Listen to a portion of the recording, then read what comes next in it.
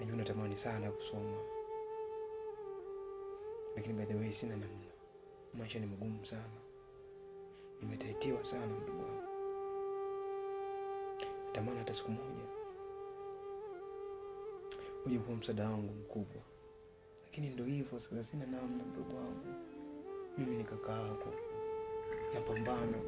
Hivyo tu kidogo ninachokipata hicho basi nitakuwezesha ufike shuleni. Ijapo sasa sina fedha za kutosha.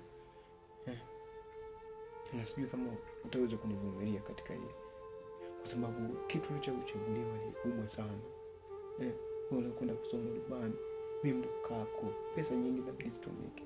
Sina fedha. Ndugu wangu, wewe ni jembe la pekee la kutegemea. Kiufupi tubaki mimi na wewe tu. Na naamini ipo siku tutatoboa mdomo.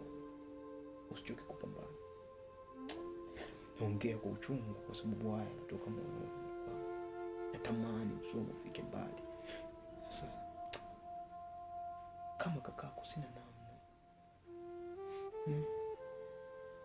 Ninaamini utasoma.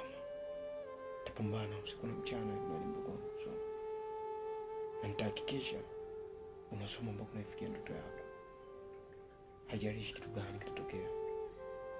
Nitahakikisha naitengeneza future yako kesho. Penda sana.